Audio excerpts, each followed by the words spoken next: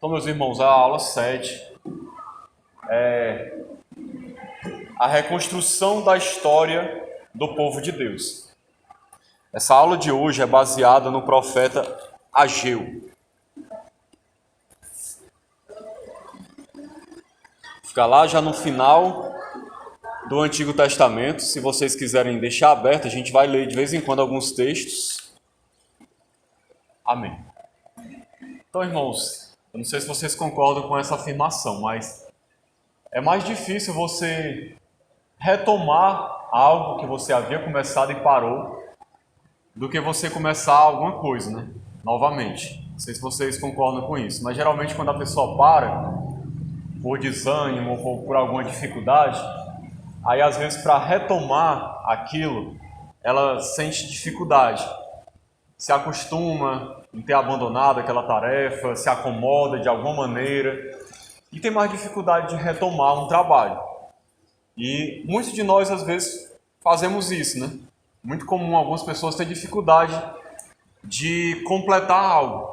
Muita gente começa uma coisa, mas para no meio e não termina. Deixa no meio do caminho. E sente uma dificuldade enorme de voltar a fazer. Foi exatamente isso que aconteceu aqui com os judeus.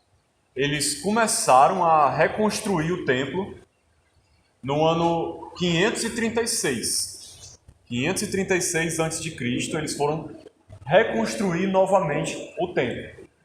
Só que poucos anos depois pararam e por causa de algumas dificuldades que a gente vai ver aqui, e estavam tendo dificuldades para poder retomar essa obra. Eles estavam tendo dificuldades para isso. Deixa eu relembrar com vocês aqui algumas coisas para a gente entender o contexto desse livro, para poder ajudar no entendimento, né? Esse livro de Ageu, o profeta Ageu, foi escrito em que época? Quem sabe? Foi o exílio, o cativeiro na Babilônia. Vocês lembram do cativeiro? O povo foi levado cativo para a Babilônia. Vocês conhecem essa história, né? Conhecem? Aconteceu, só para lembrar aqui, para refrescar a nossa memória, ano 605 antes de Cristo, foi quando a Babilônia entrou no território de Judá, o Reino do Sul, e levaram a primeira leva de judeus para a Babilônia, 605. Daniel foi no meio desse povo. Em 597 vieram de novo, levaram mais um monte de gente. Ezequiel foi no meio desse povo, o profeta Ezequiel, nessa segunda leva. Em 586 foi a destruição total. A Babilônia chegou e acabou com tudo. Ficou na terra só os pobres, miseráveis, a cidade toda destruída, a muralha, o templo, sobrou quase nada mais. Ficou na terra lá o povo mesmo miserável, sofrendo, sem condições nenhuma de vida, e a grande maioria do povo ou morreu ou foi para a Babilônia. Isso em 586. E aí ficaram lá quantos anos?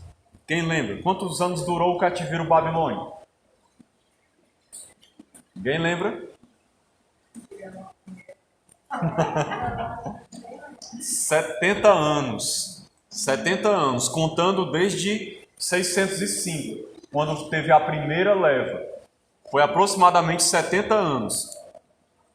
É bom a gente conhecer essas datas para a gente conhecer uma dica aqui para vocês, na questão do estudo da Bíblia.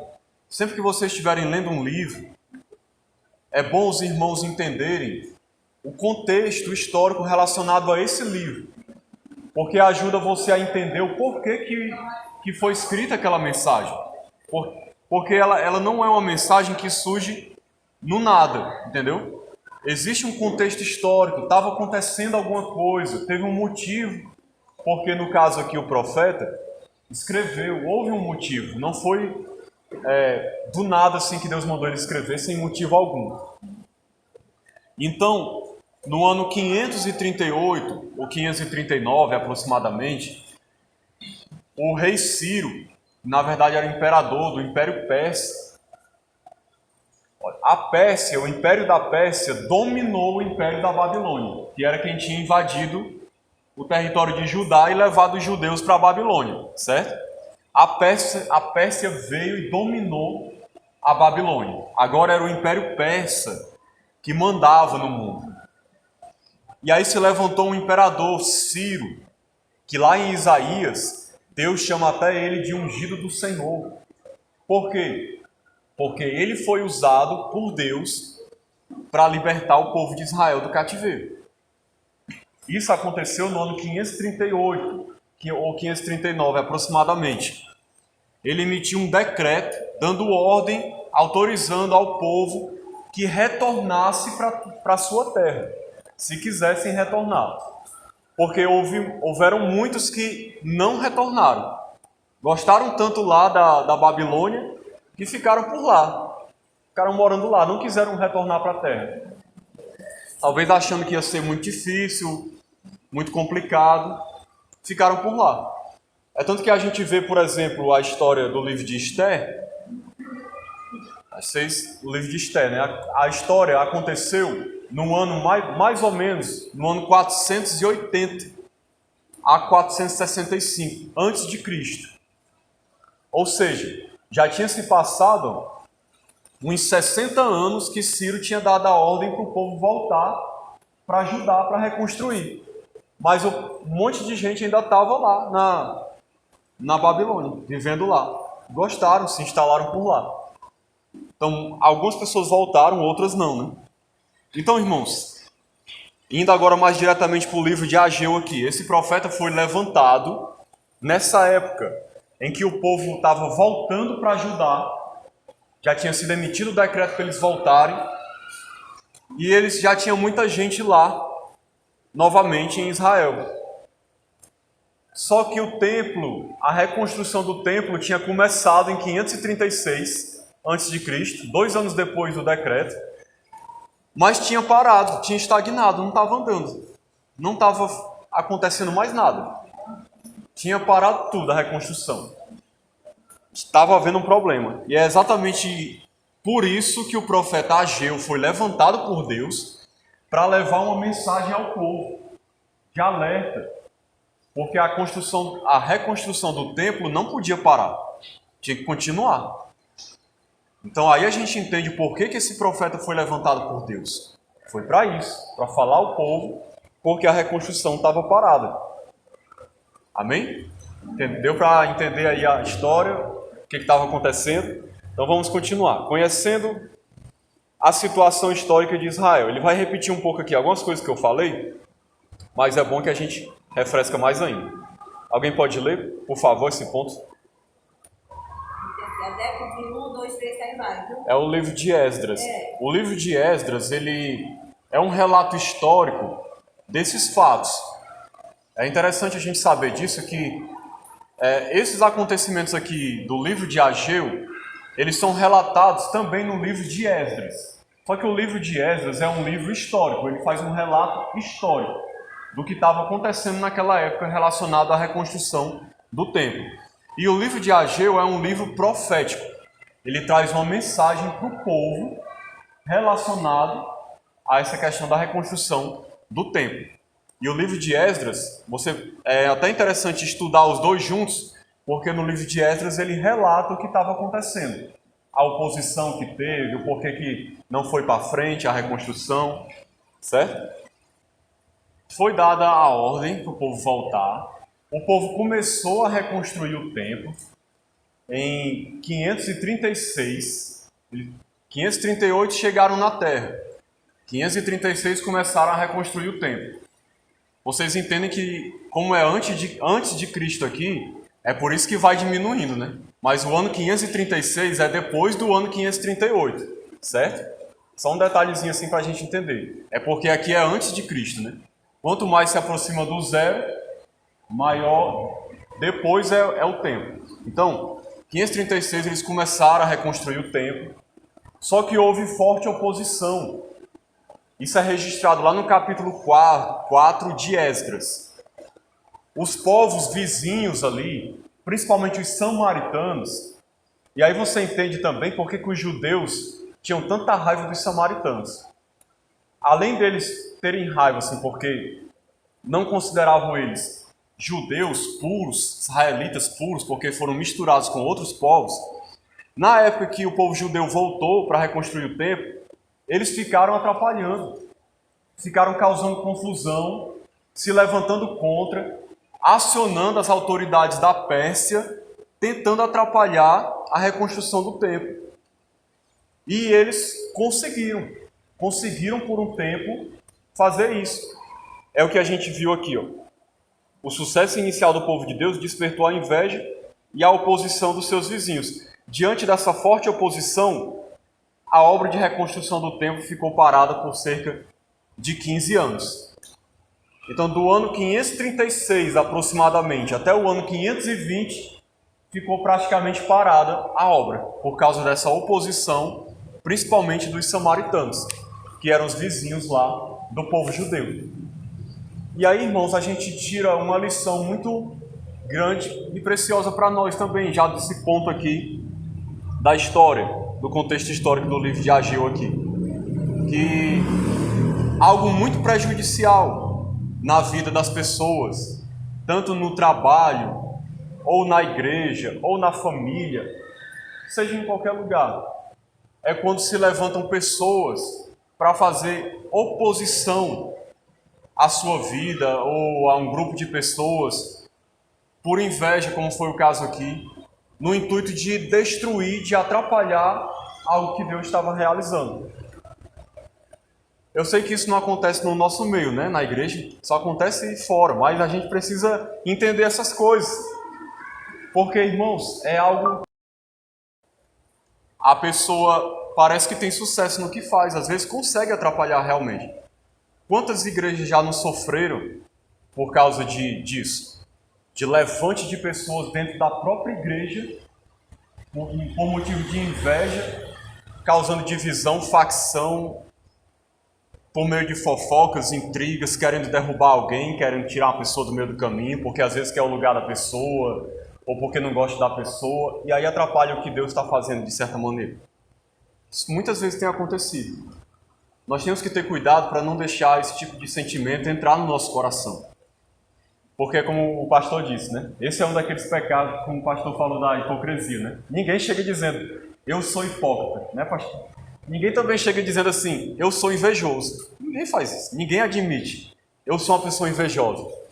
Mas, às vezes, a gente corre o risco de cair nesse pecado, de fazer isso. E, às vezes, o invejoso, geralmente, ele pensa que ele está fazendo aquilo ali para ajudar a obra de Deus, é um selo pelo andamento da obra, do reino. E, na verdade, são motivos egoístas que ele está usando para atrapalhar algo que Deus está fazendo. E, às vezes, ele consegue o objetivo dele temporariamente. Mas nós vamos ver que, no final das contas, Deus sempre faz o que Ele quer fazer, o que Ele quer realizar, no tempo dele. E, no caso aqui, o povo reconstruiu o templo. Ninguém pode impedir Deus de fazer a sua obra, de realizar o que Ele quer na vida do seu povo. Quem acaba agindo como essas pessoas agiram, só quem se prejudica são elas mesmas, que acabam colhendo o que plantaram. Juízo de Deus, disciplina da parte de Deus, por causa do seu pecado. Então, quando foi em 520, 29 de agosto de 520, o povo finalmente voltou a reconstruir o templo. Mas a gente vai ver que foi preciso Deus falar com o povo, porque tinha algo andando errado, por isso que o templo não estava sendo reconstruído também. Porque não foi só por causa da oposição externa, não. A oposição causou um desânimo no povo e levou o povo a ter uma atitude errada. É o que a gente vai ver aqui, ó. Mas conhecendo o profeta e sua mensagem. Alguém, por favor, leia esse ponto. Elu. Esses nomes aqui que estão em negrito é como são chamados os meses em hebraico, certo? Eles não chamam do mesmo jeito como a gente chama, mas tem um equivalente. Cada mês aqui tem um equivalente. No caso, esse aqui de 28 é 28 do 8. Para nós é agosto, mas eles chamavam de Elu. Então, olha que detalhe interessante do livro. Dentro de 3 meses apenas, foi o período que Ageu profetizou e enviou essas 4 mensagens da parte de Deus ao povo, nesse período de 3 meses, e ele coloca bem direitinho a data no livro aqui, de quando é que ele estava falando essas coisas. Então, a gente vai já ver melhor sobre isso no próximo ponto agora, mas já adiantando, essa é a mensagem central do livro de Ageu. Se você quer saber qual é a principal mensagem, é essa: colocar Deus como prioridade na sua vida. E não a você mesmo, não seus próprios planos, aquilo que você quer fazer para beneficiar a si próprio, mas colocar Deus como prioridade. Porque o real problema, realmente aqui, não foi a oposição externa das pessoas na reconstrução do templo. Isso atrapalhou. Mas o problema real é porque o povo se acomodou, teve essa oposição, aí o povo se acomodou e não estavam priorizando Deus e a reconstrução do templo. Eles começaram a priorizar a si mesmos e as suas coisas. É o que a gente vê logo no início do capítulo 1 de Ageu. Então essa é a mensagem central do livro. Temos que colocar Deus como prioridade. E é exatamente o que Jesus repete lá em Mateus 6,33. Né? O que Jesus fala lá? Esse versículo bem conhecido de Mateus 6,33. Quem sabe de cabeça? Exatamente. Buscai, pois, em primeiro lugar o reino de Deus e a sua justiça, e as demais coisas vos serão acrescentadas. É a mesma mensagem do livro de Ageu. Então vamos agora compreender aqui o que estava acontecendo. Uma mensagem de repreensão, Ageu, capítulo 1. Amém. Só um instante, irmão. Segura aí. Ó. Vamos ler aqui o versículo 2, para a gente ver o que a palavra diz. Assim fala o Senhor dos Exércitos. Este povo diz, o que o povo falava, a desculpa deles, não veio ainda o tempo em que a casa do Senhor deve ser edificada. Então, olha só, era a desculpa do povo. O templo não estava sendo reconstruído e o povo tinha uma desculpa espiritual. Interessante isso, né? Não chegou o tempo ainda de Deus reconstruir o templo. A desculpa do povo era essa. Será que às vezes acontece isso hoje em dia? Deus quer fazer uma coisa e a pessoa, não chegou o tempo ainda, não é o tempo de Deus. Não chegou o tempo. Às vezes é o tempo de Deus. Pode ser que não seja às vezes. Mas no caso aqui era. Deus queria reconstruir o templo. Mas o povo acomodado, era muito mais cômodo eles dizer o quê? Eles não queriam reconstruir, né? Então era muito mais cômodo dizer o quê? O tempo de Deus não chegou ainda não. Mas por que eles diziam isso? Porque eles tinham outra coisa na cabeça. Eles tinham outras prioridades, não estavam ligando para o templo. E aí usaram como desculpa de que o tempo não tinha chegado ainda. Continue aí, irmão, por favor. Como prioridade. Deixa eu ler o versículo 4 aqui. Acaso é tempo de habitardes vós em casas apaineladas? Isso aqui significa forradas, certo? Enquanto esta casa permanece em ruínas? Deus lança aqui uma pergunta para eles, mostrando onde é que estava o erro realmente. Deus diz, é tempo de vocês estarem em casas forradas? E essa casa aqui que ele fala é o templo. E o meu templo está em ruínas? Quer dizer que vocês acham que o templo é para isso, é? Vocês têm que estar forrando a casa de vocês, construindo casas luxuosas, coisa mais maravilhosa do mundo, e o templo está lá em ruínas. Deus querendo que o culto voltasse no templo. Lembre que na época do povo judeu, toda a adoração do povo estava voltada ali em torno do templo, do que acontecia no templo. Os sacrifícios e tudo mais.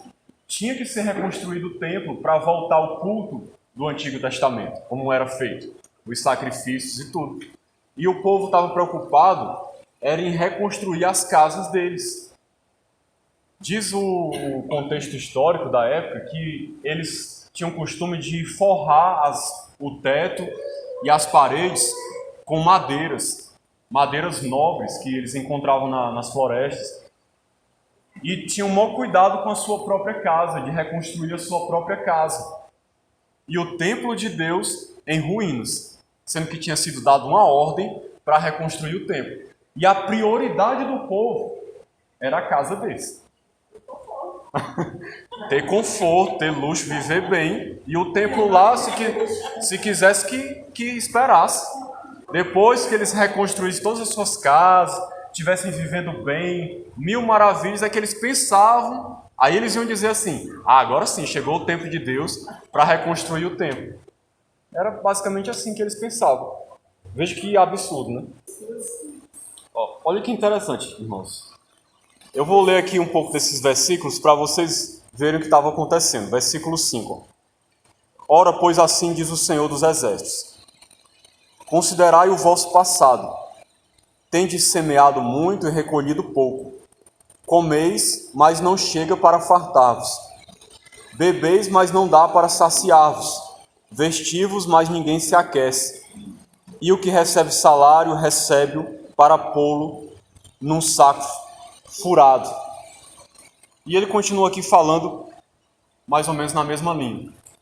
Ou seja, o que estava acontecendo? O povo estava negligenciando a Deus. Deus disciplinou o povo. Ah, vocês querem priorizar vocês? Pois vocês vão ver o que vai acontecer. Deus deixou de abençoar eles. Simples assim. Era o que estava acontecendo. Eles estavam sendo disciplinados. Deus estava corrigindo eles. Isso aqui, irmãos, pode até parecer, mas não é teologia da prosperidade não, certo? Porque os teólogos da prosperidade abusam muito desses textos aqui. Mas isso aqui não deixa de ser uma verdade. Se você prioriza Deus, se você ama o Senhor em primeiro lugar e tem amor por Ele, por aquilo que está relacionado a Ele, a sua obra, Deus tem prazer em abençoar a sua vida também. Deus tem prazer em fazer isso. Isso aí é óbvio. Eu não estou dizendo que você vai ficar rico, não. Você vai ter o melhor carro e a melhor casa, mas Deus ele tem prazer em abençoar a sua vida. Agora, se a pessoa é egoísta, avarenta, miserável, só pensa em si, não tem cuidado nenhum para com o reino de Deus, para com a obra de Deus, muitas vezes essa pessoa também, Deus não abençoa a vida dela. Por que Deus vai abençoar alguém que só pensa em semear para si, para o seu próprio crescimento? Nunca tem Deus como prioridade nem o seu reino. Era o que estava acontecendo aqui com esse povo. Certo? Eu não vou dizer para vocês que toda pessoa, eu não acho certo afirmar isso, que toda pessoa que está passando por privação financeira é porque pecou, porque é miserável, porque não contribui na obra de Deus. A gente não pode afirmar isso. Mas a gente não pode descartar totalmente também que há casos em que tem pessoas que não prosperam, não crescem, as coisas não dão certo, porque a pessoa sempre é miserável, egoísta, só pensa em si, não tem amor a Deus e a sua obra, não tem prazer em contribuir, em ajudar, porque a prioridade sempre é ela. Vocês concordam com isso ou acham que eu estou falando besteira? Deus, às vezes, ele age assim. Até para poder abrir os olhos da pessoa, para ver se a pessoa acorda, para perceber que as coisas não giram em torno dela. Ela não deve viver em função de si mesma. Exatamente. Era o que estava faltando a esse povo. Ter esse amor à obra. Esse zelo, assim, aquele prazer de ver a obra de Deus crescer. Que é o que muita gente não tem. As pessoas muitas vezes não têm aquele amor, aquela vontade de ver o reino de Deus crescer, a obra de Deus crescer. Aí a prioridade da pessoa acaba sendo o quê? A própria vida dela. Então é uma reflexão que a gente precisa fazer na nossa vida, né? Ter esse cuidado. É uma coisa assim estranha, né? Porque como é que você não tem prazer nenhum em congregar, em participar da igreja, em adorar a Deus e só entrega o dízimo? Parece até que só pensa em ser abençoado, né? Não, eu vou dar para receber. Porque às vezes a pessoa, ela... Deus vai fazer com ele. Aí é Deus que vai julgar como é que ele vai tratar, né? Porque às vezes as pessoas têm uma visão do dízimo assim. Eu vou dar e Deus está obrigado a me abençoar, vai me dar em dobro. Aí parece assim que a pessoa vê Deus como se fosse um banco, sabe, que ela está investindo dinheiro para receber mais. A gente não deve ver o dízimo desse jeito. Você tem que fazer não porque você está pensando em receber mais. Aí às vezes a pessoa não tem compromisso nenhum com Deus, com a igreja, vive no pecado, mas ela vê o dízimo como se fosse assim, um amuleto. Eu vou dar para receber mais. É uma visão distorcida, na minha opinião. Exatamente. Aí acha que vai ser abençoado por isso, como se fosse uma troca, né? Deus, vou dar dinheiro e Deus me abençoa. Mas é uma maneira assim, meio esquizofrênica de entender a vida cristã, né? Assim. Vamos lá continuar aqui. A mensagem de exortação. Então, resumindo, irmãos, o que a gente aprende aqui nesse ponto é a ter amor à obra de Deus, ao reino de Deus, colocar isso como prioridade na nossa vida também. Não pensar só em si mesmo, não pensar só em si. E aí cada um de nós avalie como é que anda a nossa vida, o que a gente está fazendo. Cada pessoa tem uma condição diferente, falando no contexto aqui. Cada pessoa tem uma situação financeira diferente. Cada um sabe o quanto pode dar e o quanto não pode. Mas tem gente que às vezes ela não tem disponibilidade nenhuma. Sempre a prioridade é ela e a vida dela. Eu vou dar um exemplo aqui só para fechar essa questão, né? Tem gente que às vezes, facilmente, ela gasta R$200 numa blusa, R$300 numa calça, R$100 numa pizza, R$50 em sorvete. Mas se você pede uma oferta na igreja para missões, pega aí R$2, R$1, 50 centavos. Aí, irmão, sinceramente eu não consigo entender essa prioridade ao reino de Deus, não. Que como funciona a mente das pessoas. Porque é como se para Deus sempre tivesse que ser o resto, a esmola. E para mim, o melhor. Até mais do que o melhor. Tem gente que gosta de luxar, né? de gastar dinheiro com coisas inúteis. E na obra de Deus sempre é a mão fechada. Assim, para dar é a maior dificuldade. É igual aquela historinha do menino, não sei se vocês conhecem, que o menino estava andando com 2 moedas para ir para a igreja, a mãe dele tinha dado uma moeda para ele dar para ele, e R$1, e o outro R$1 era para ele dar de oferta. Aí ele brincando com as moedas aqui andando, aí de repente uma das moedas cai e entra dentro do esgoto. Aí ele vai e fala assim: oh Deus, que pena, o R$1 que eu ia dar de oferta para o Senhor caiu dentro do esgoto. Por que não era o dele que se perdeu, né? Porque sempre é Deus que tem que ficar de lado, a obra de Deus, né? Eu me lembro de uma frase de Davi aqui, para encerrar esse ponto.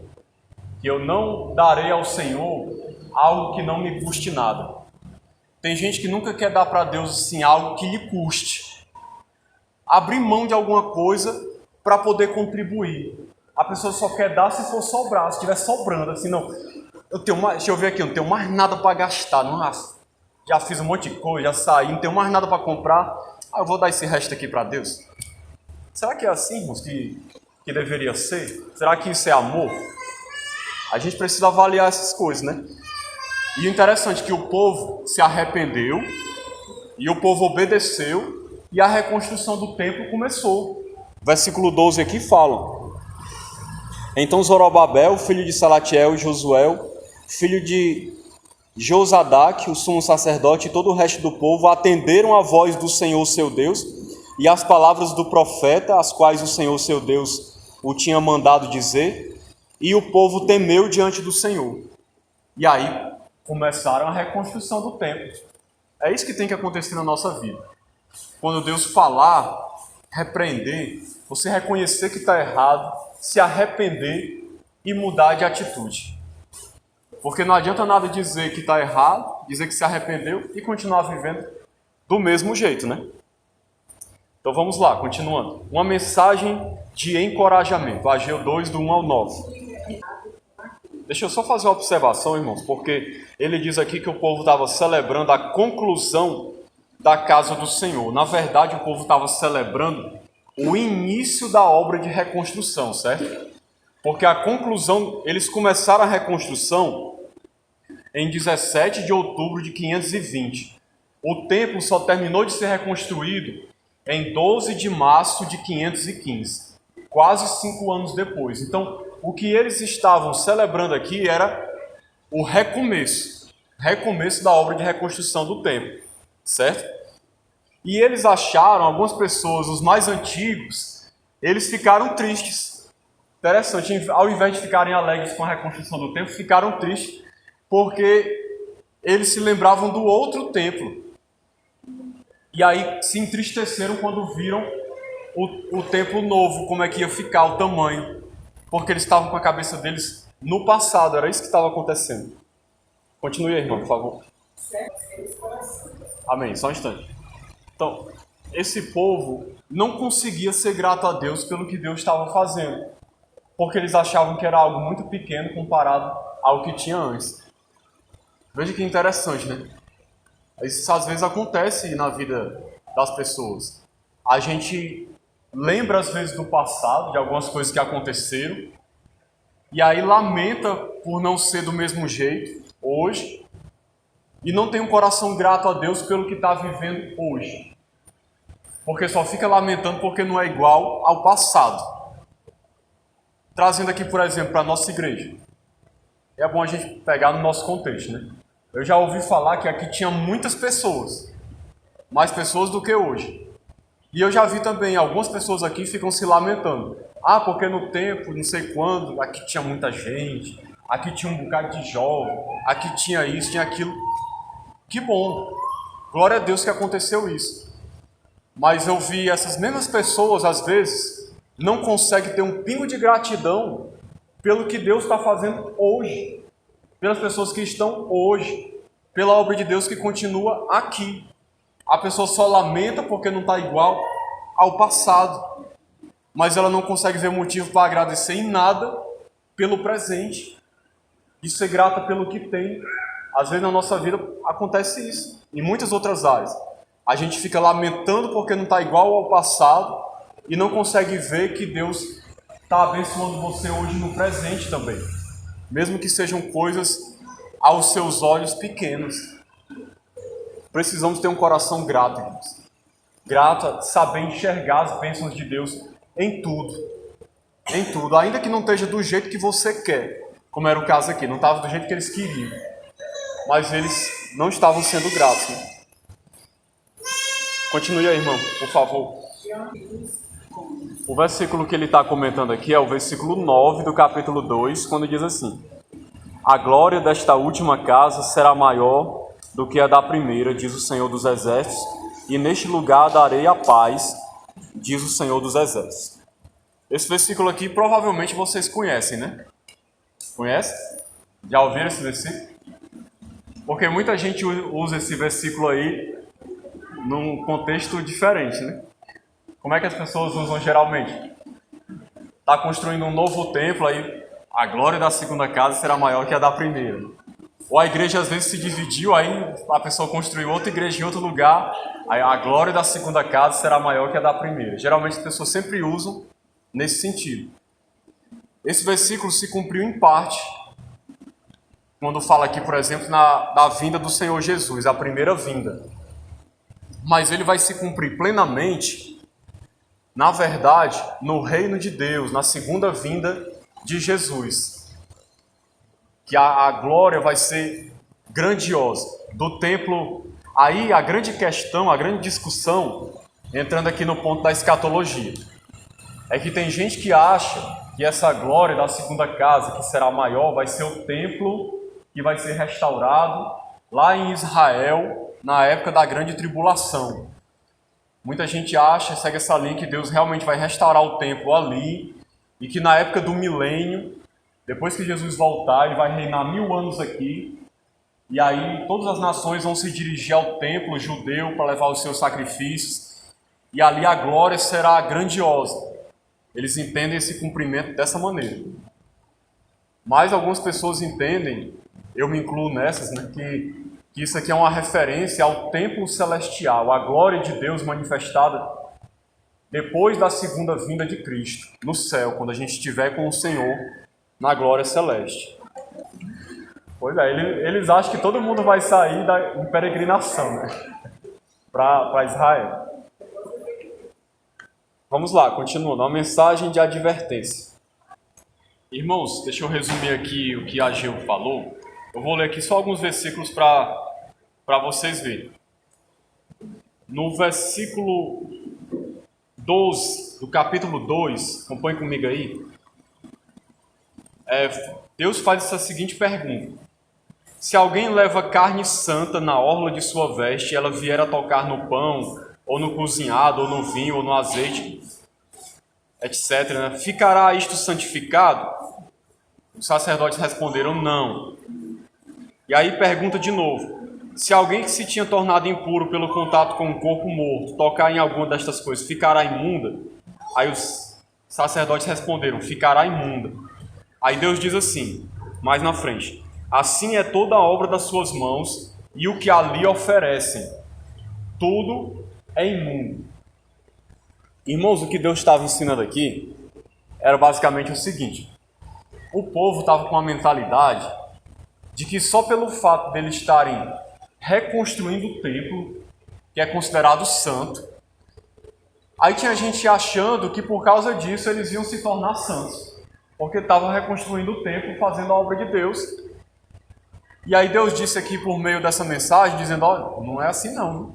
Não é porque vocês estão trabalhando no templo, reconstruindo o templo, fazendo a obra de Deus, não é isso que faz vocês ficarem santos, não.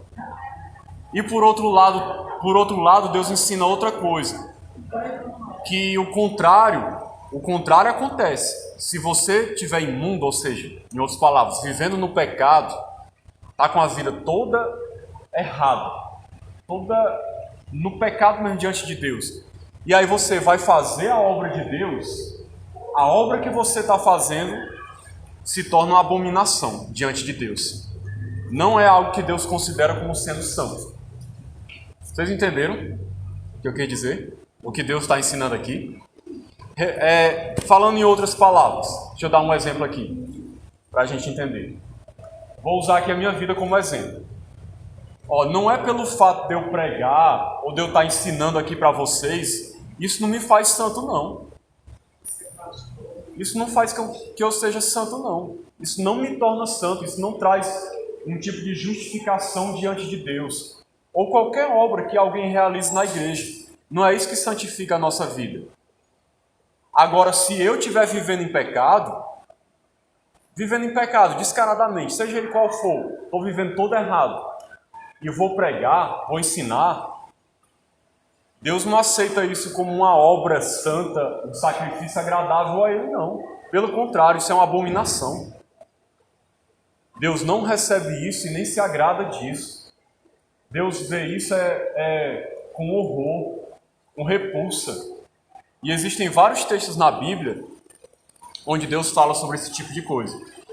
Relacionado ao próprio povo de Israel, muitas vezes Deus fala que Deus abominava o sacrifício deles, as coisas que eles faziam, porque eles viviam no pecado.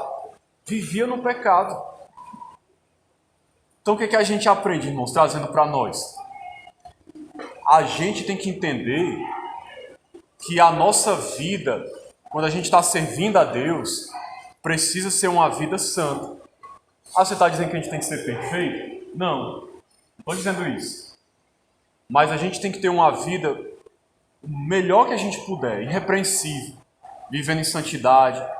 Se eu vejo que eu pequei, me arrepender, para servir a Deus. Porque, irmãos, tem gente que às vezes, já vou terminar, certo? Tem gente que às vezes está servindo a Deus na igreja e a vida está um destroço. Ninguém sabe, mas Deus sabe. E às vezes essa pessoa prega, às vezes canta, às vezes cuida de criança, ou faz qualquer outra coisa.